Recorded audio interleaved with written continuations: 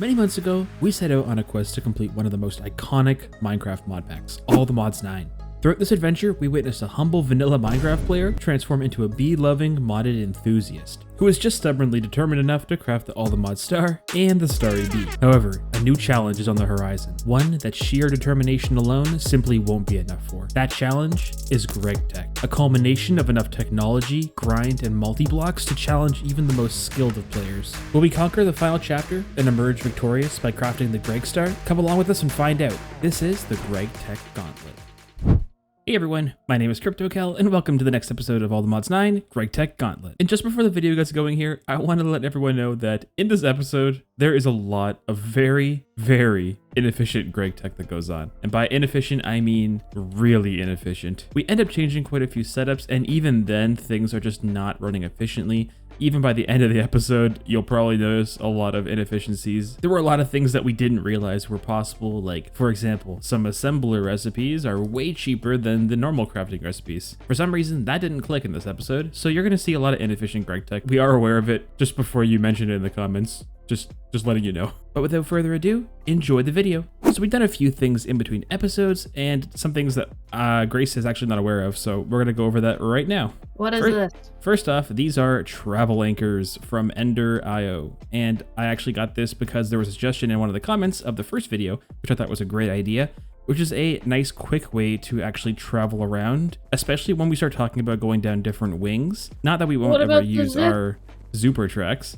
I was gonna say, I love the Zooper tracks. They're so fun. Well, we will use the Zooper tracks. It's more for things where if we want to, say, go from the end of one wing to the end of another wing, it's going to be, you know, a bit of a walk. So these are going to be very helpful going forward for that kind of stuff. And the way you can actually use these, Grace, is if you stand on them on top of one of the Ender anchors, you will see highlighted the different Ender anchors around the base.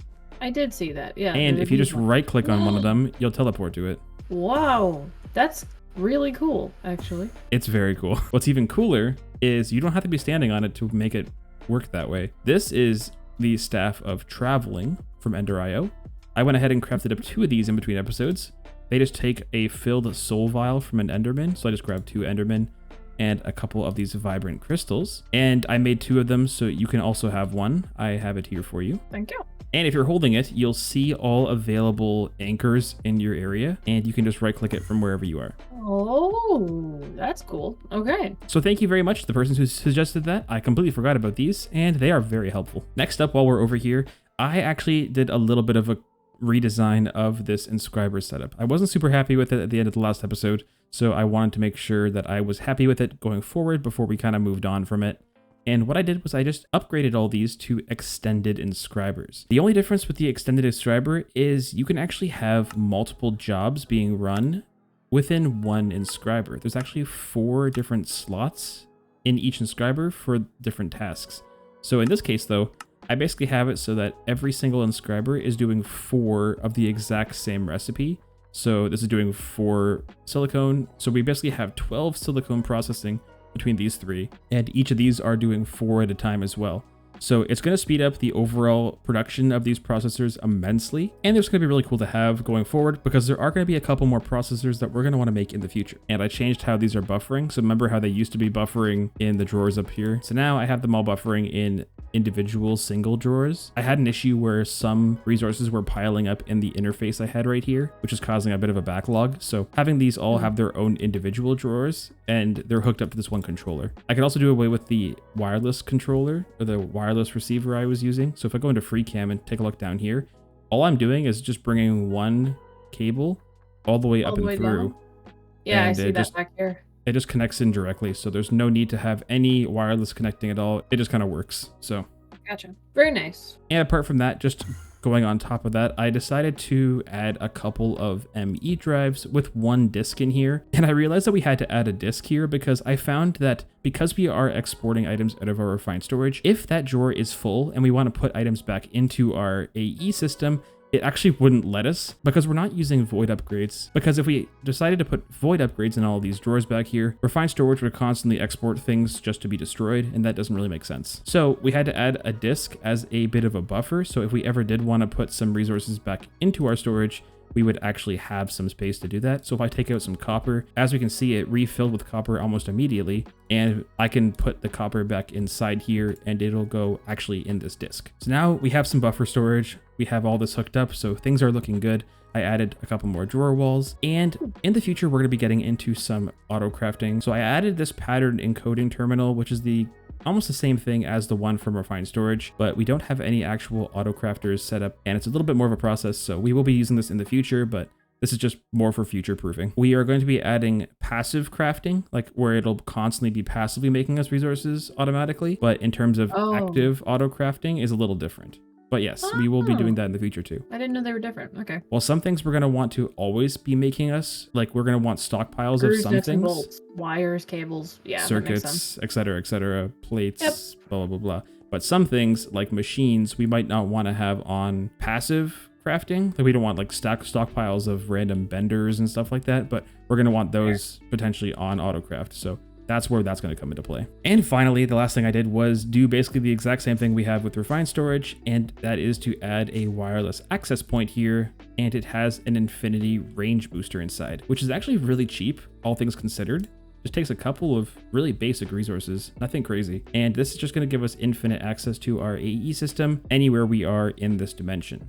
All right, we've delayed long enough. I think it's time we actually start diving into some GregTech. Well, so I have a very basic idea of the direction we have to go. The direction we're going right now is down the hall and to the left. The idea was down the magenta wing was going to be our LV, MV, and EV, or HV. Were we going to use this room here to do any basic stuff first? We were going to put some of the single block machines in here that we're going to be using a lot. So the ones There's quite a few of those. Yeah, we'll probably end up putting some macerators in here. Well, if we come back to the very beginning here, we have a couple of like, basic machines that it has listed down here that we're going to want, like the bender, the lathe, the wire mill, and then also we want to probably have a bit of a stockpile of wrought iron. Wrought iron can only be made by smelting up the iron nuggets into wrought iron nuggets, so that could be a bit of a challenge considering how we're exporting our iron currently is just the ingot form. So we might actually want to change that up to be in a compacting drawer instead. That's not a bad idea. This is why we only stockpiled 4,096. This will just make it a little bit easier for us to basically get all of the wrought iron automated. So if we put this in here, will this actually...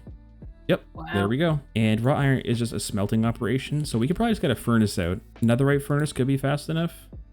I don't think we're going to need anything faster than that, to be honest. So we're going to grab ourselves our magenta dense cables, and we'll keep running it all the way over here. We might actually use a P2P here because there's going to be quite a few machines we might need to hook in here. So having a P2P available on each side might be a good idea. You're standing on the center. Adios. Why would you do this to me? That was a bold choice for someone who's, you know, standing on a cable over the void. Gotta grab another P2P. This one. Boop. All right, cool. So we can at least bring this over here and make sure that we're constantly exporting iron. It might be worth to buffer the iron in something as well, though. Would it be worth having like a drawer of iron? Also, one thing I did look at, and I'm not sure if this is going to be relevant, Cal, we need to get rubber production first and foremost. If we don't get that set up with what we have, we're not going to have enough of the control circuit to make the rest of the machines that we need to make. Like this is the thing we need to make.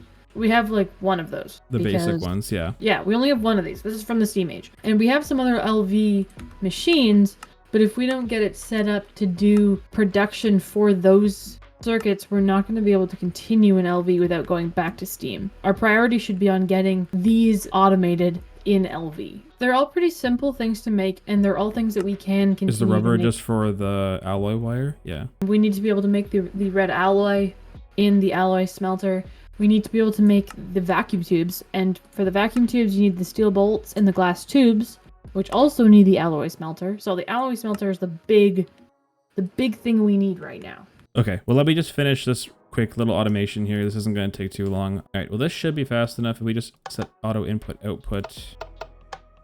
There we go. Some flux cable out of here. All right, and can we make an exporter? Export bus. We're missing formation cores. There are some things I'm going to have to grab from our refined storage to export over. We have autocraft set up over there, but we're going to have to get that set up over here in the future. Let's get this exporting, and we're going to export iron nuggets.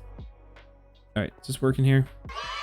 Yes, we actually do want the compacting drawer. Because we want the ingots. Yes, I thought it, for some reason, my brain thought it was producing ingots, but it was not. So that should just go until this is filled up with raw iron, and then it should just auto turn itself off. So that is not, I'm not too worried about turning this off manually. This will just kind of self throttle, but we are going to have to set up a drawer controller to link into all of this. And I think what I'm going to do is just something really simple.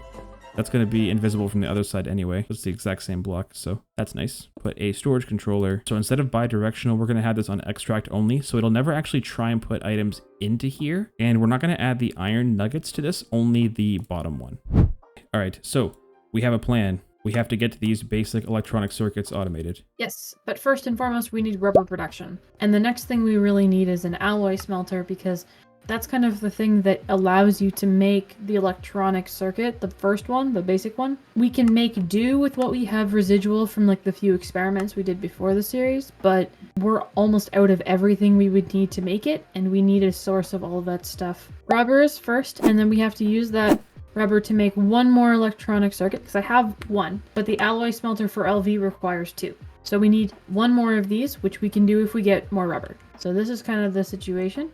We gotta whack it, and now all of these green faces will be taking in FE, and that red face will be putting out EU. But we need a flux point. Flux point on this, on any of the green faces, is what we need. Well, thankfully, that is not our issue. So now this thing is cooking, which means that we can now create some rubber. So I have the mold. Where does the mold go? Oh, it's an extractor, not an extruder. Oh, no. Can we make an extruder? Except for... Are you sure we can't use this to make liquid rubber and then turn that into a solid? Well, how do you turn liquid rubber into a solid? Because I can guarantee you it's probably the alloy smelter or the extruder. The fluid solidifier. Fluid solidifier. We definitely don't have that. We do. We have one. A fluid solidifier for LV? I mean, you must have made it. Okay, so then we can maybe go about this through the centrifuge. So we can go like chemical reactor. We'll put the rubber in with the sulfur, which is what you need to put it in with it to make the liquid rubber. And then if we use the pipes mod, we can use the fluid pipes from the pipes mod to move it around, because I actually don't know how else to move it around. This is how we're gonna do it for now, which is fine. We need a mold. We need a cast, an ingot cast. Okay. There's that. Wrong side. It's just satisfying snap. There. Rubber! Rubber! Excellent. So, this is the production for rubber. And that is going to be enough for us to make a couple more circuits to make the alloy smelter, which we need to make sure that this situation can continue. We'll put in the plate mold instead of the ingot mold, and we'll get some sheets out for the rubber. We have 2 of those circuits. Using those circuits, I would probably say let's do the alloy smelter, because that way we can get the alloy ingots that we need for the wires. Yeah. I'll craft that up then, because we do have enough now to do that. We are going to be using this to make the red alloy ingots, because this is the machine you have to use for that. She's using primitive technology. We're going back to the wooden sign days. Hey, I need a sticky note, and this is a sticky note. Those are the things we need. Red alloy, rubber, and glass tubes. Everything else is going to be an auto-craftable thing. We can batch craft a bunch of stuff early on and just make a couple machines just to get us started. Yeah, so I just have to make one fluid solidifier to make the glass tubes.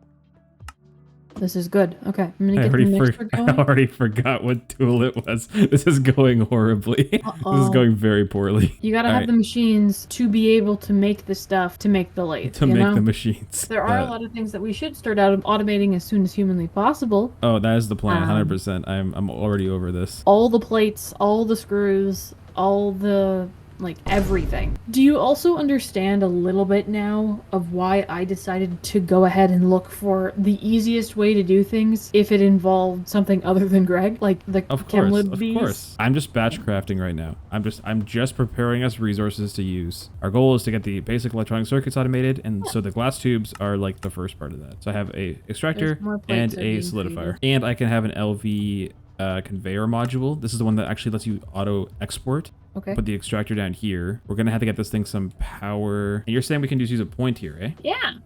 Just straight in. Wait. That's pretty good. Yeah. Isn't that sick? It's a little cheaty, but we'll take it. I think it's a win, because the converters are very frustrating from my experience, at least. So this should be online. However, it's not seemingly accepting items. It should be accepting glass. So I have to use the wrench to configure this.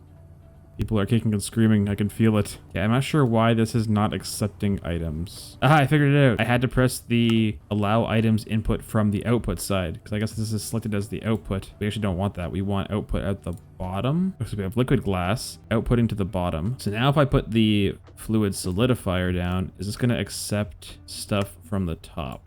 Oh, it worked. Okay, I did it. I had to set the auto output on fluids. So anyway, we have liquid glass. Now all I have to do is put in that ball cast, I think. I can make one of those easily enough, but we have to give this some power. All right, let's run applied energistics. We're gonna have to run it a little different here, actually. All right, let's try this again. We'll learn. We're getting there. We're figuring it out. What cable do we have here available? LV cable. You know what I'm just gonna do? Actually, here, this is the best solution. Make some yourself. Yes, I'm kidding. I'll make them. Let's go 1, 2. Then we just hook this in like this. There we go. Now it is. That definitely seems a little buggy. I'm not sure that's intentional. We're making glass tubes. Nice. What about the rest of? I'm kidding. It's all coming together. I can now the rest. Let's go. We need rubber and we need red alloy. I've currently got them being well, the rubber is going through a centrifuge, but ideally, hopefully we can make a better centrifuge than this one. This is the ULV one. It's very slow, but I'm using it because it's what we have. We need a centrifuge for the sticky resin to make the rubber pulp. Then the rubber pulp needs to be combined with sulfur to make rubber, and either from there we can put it through an extractor, or we can just put it through the alloy smelter with a plate mold. Did any of that compute? Mm-hmm. It doesn't seem like it did. Okay, here, you see the thing in my hand? Yeah. Okay. You get that from the spinny thing here? Spinny. Mm-hmm. Spinny thing. Yes. Makes this, but we can't use this. No. We have to make an ingot. I love how me not accepting verbal cues became, let's make it verbal, but for a child. So this dust turns into this ingot. And the way we do that is by mixing it with sulfur. This yellow stuff right here. I don't get it. Goes together in this funny looking furnace. You get, look at that, like we talked about, an ingot. Yeah. And then you make plates. Got it. At least I would if you weren't in my way. We're going to want the liquid rubber to be stored, but we're also going to want the rubber to get turned into sheets. Those are two types of rubber that we're going to want to store. I guess we could technically just do it like this. So it's sending, okay, so we have glue being sent back into the interface now, but we have no where for it to really go. So we're going to have to make that fluid cell that I was talking about. Let's go up to the 64K fluid storage cell. To actually configure this thing though, we are going to need to get something called a cell workbench.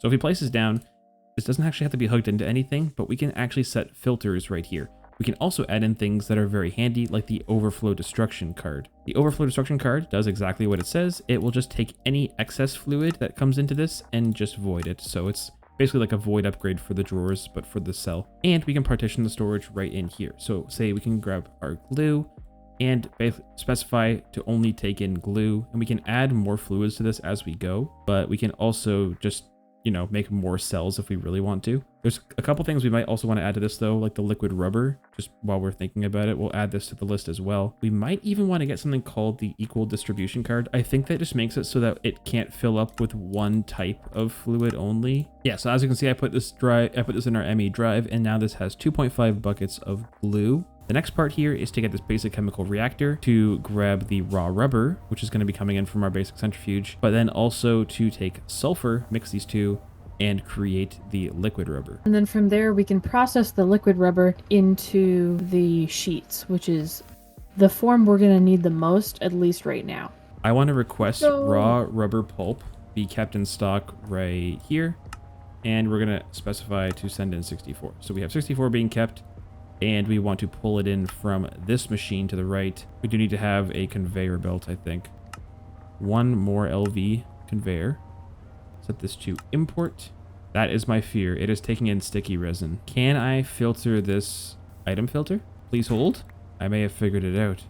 Amazing. And we're going to filter this for raw rubber. Did it work? Oh, it worked. Basically what you do is you have the conveyor module, which you have to have in here first. Then you can hit the little cog to configure this thing. You can go and put a filter in this slot down here, hit import, and then it'll only import the correct item. The only problem now that I'm seeing is it's going to try and fill both slots. We're going to have to figure out a way to make sure that it always keeps one stack of sulfur in here and one stack of the raw rubber, because if not, then it's just going to overflow with one of the two, and that could be a problem. All right, so it is keeping it in stock. I just need to make sure that we are keeping enough of this in stock. That being said, we're basically all set now to get these other two centrifuges working with the sticky resin. I just need to get 2 more of the conveyors. The conveyors are going to be very important to have on AutoCraft in the future. Okay, conveyor module. You can apply them to a block to auto push effectively. I assume we're gonna need more cobalt cables though, so I'll make some of those. All we need to do is give this some power. I have 1 cable left. Look at that. Raw rubber sheets. All right, let's put this in storage here. Let's start making a bunch of this stuff. We're getting there.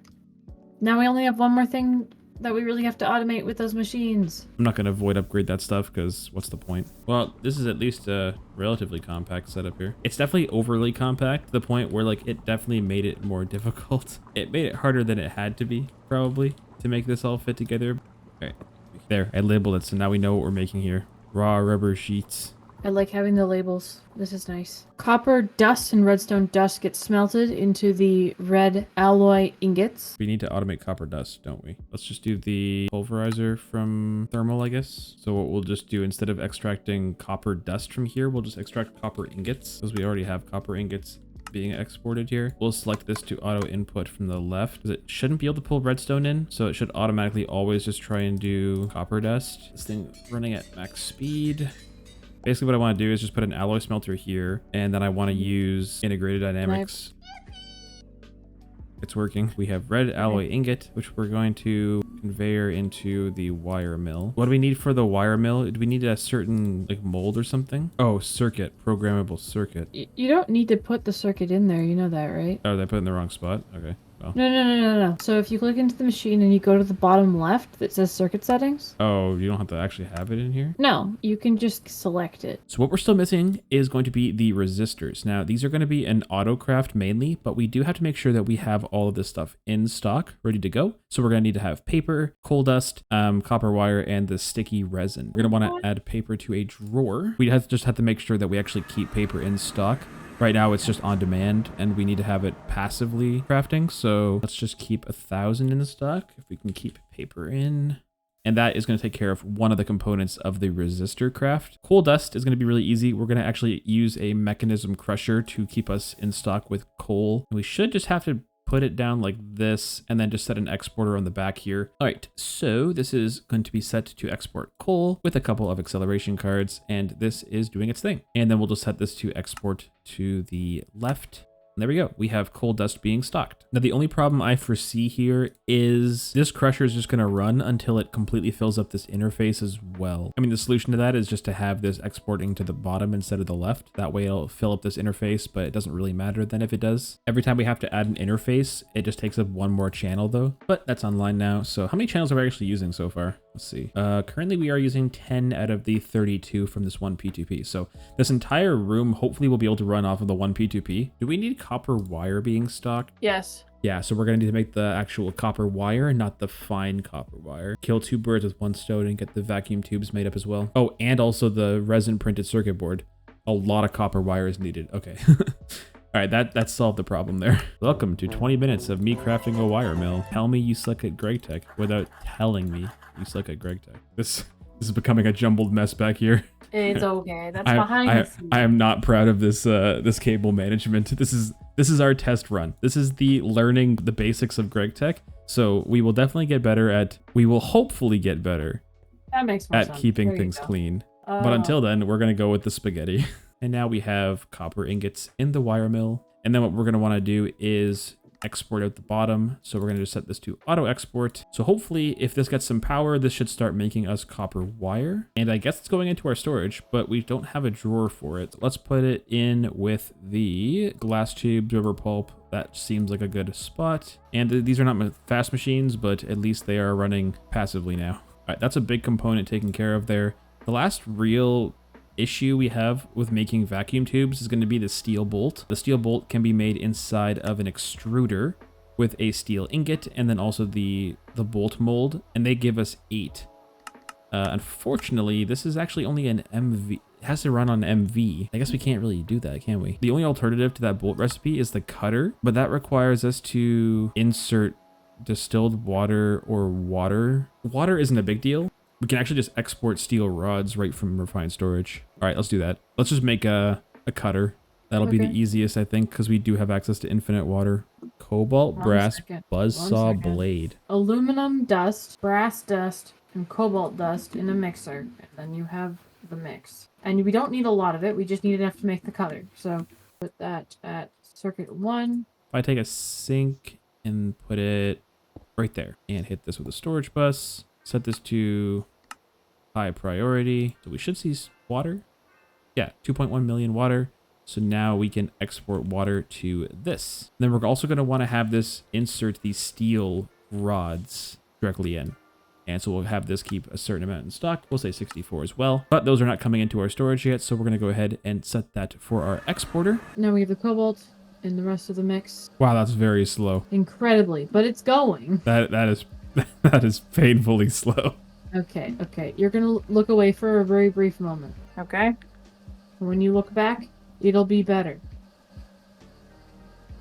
Okay, here you go. No, wait.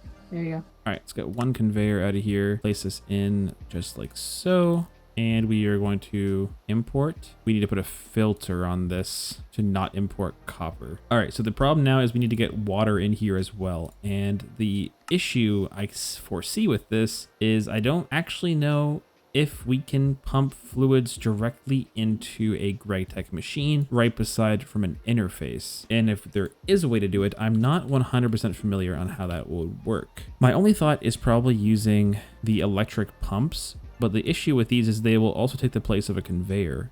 Oh, I can do this. Okay, wait. I can put an interface here. Everything's fine. Oh no. Interface here. And then we're going to keep water in stock here instead. LV pump is going to go on this side. And then we're going to configure this to import. Aha! It's importing water. It's doing it. It's doing the thing. Steel bolts. Now the problem is now that we have steel bolts coming in here, if I export out the top, it's going to potentially run into an issue where it jams once the copper wire is full in here. Okay, I have a solution I'm really not going to be proud of here. Like, are you proud really, of really, this? really, That's the question. really not going to be proud of any of this, truly.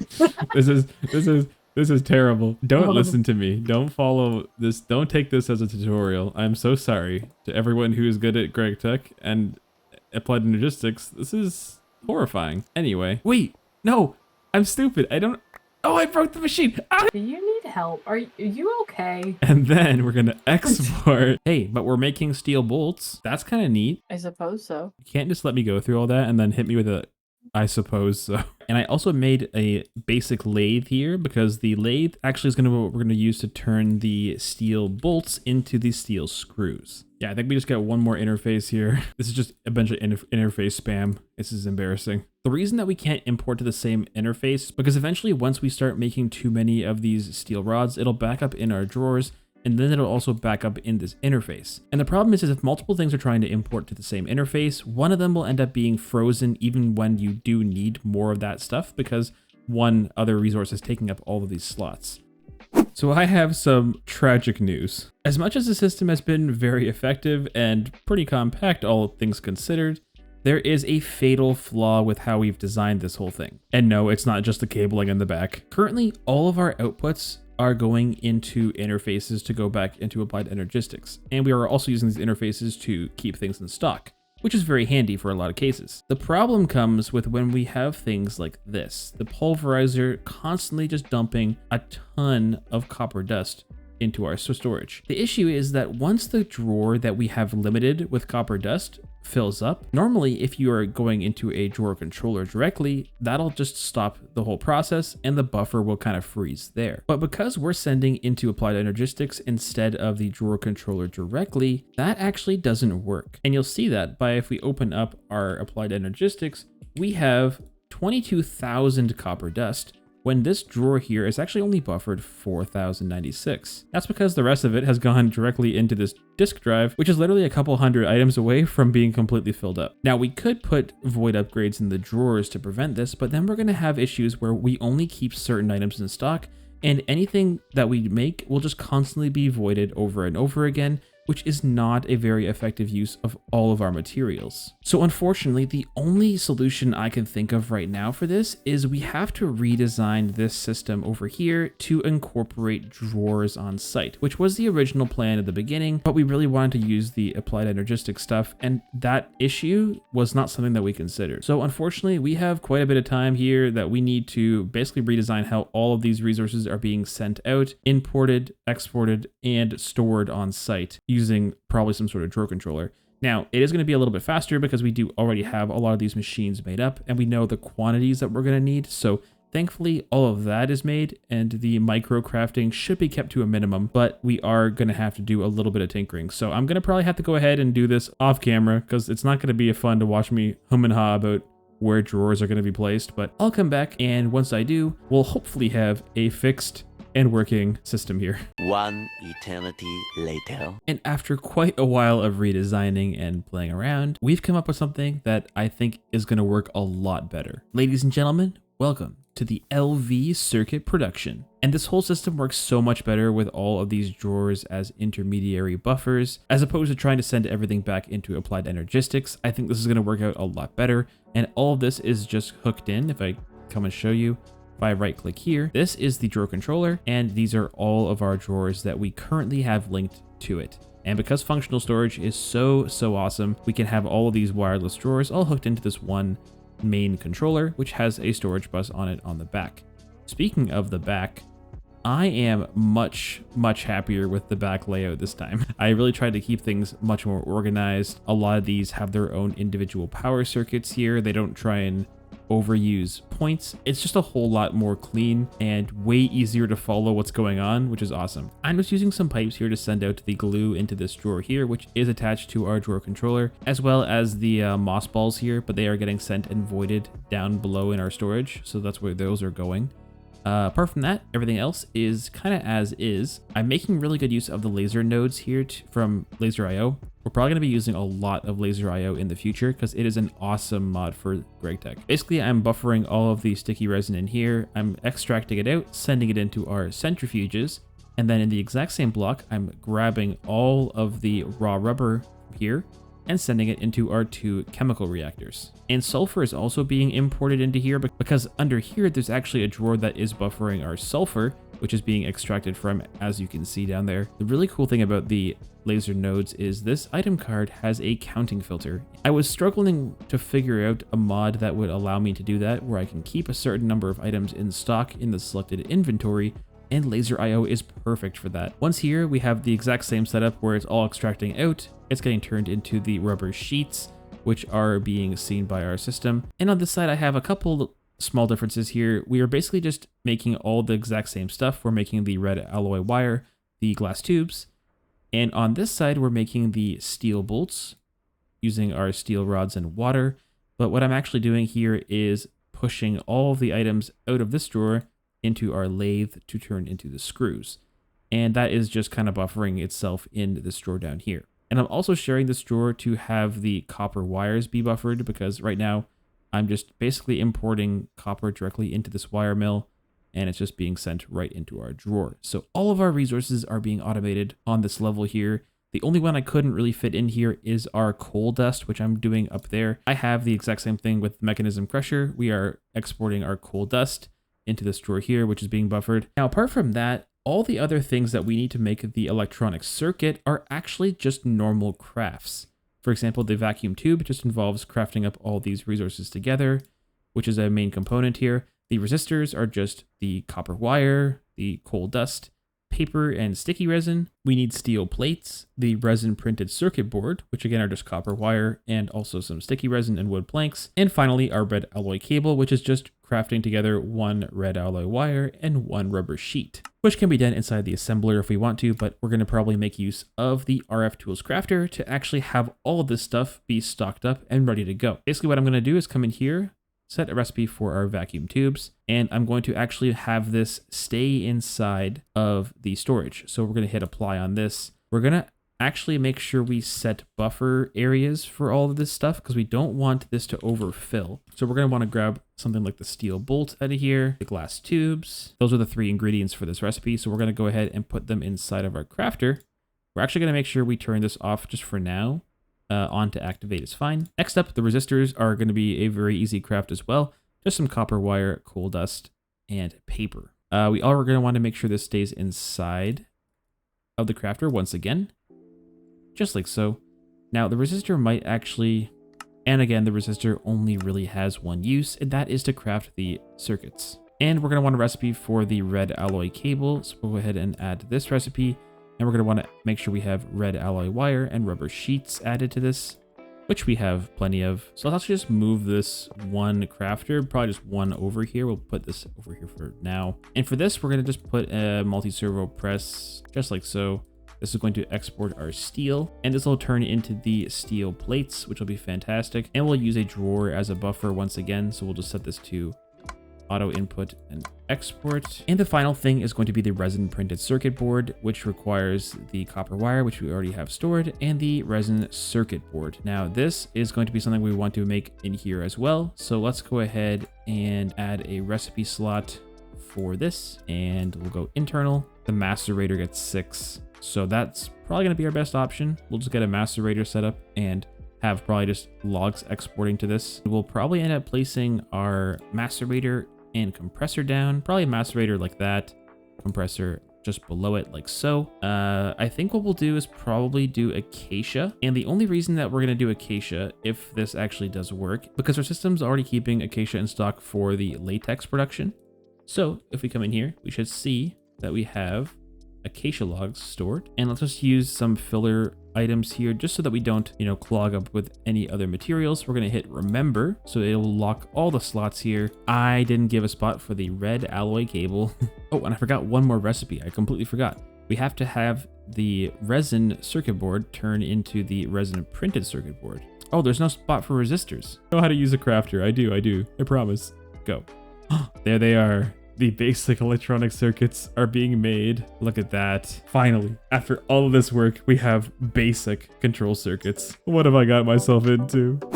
But with all this under our belt, I think that's what we're going to call it for this episode. Thank you very much for watching, everybody. I really hope you did enjoy this episode. If you did, feel free to leave a like, comment, and subscribe to the channel. Also, if you haven't already, be sure to join the Discord. The link is in the description down below. But that's it from me, everybody. I hope you all have a good one, and we'll catch you in the next episode full of more GregTech. Bye!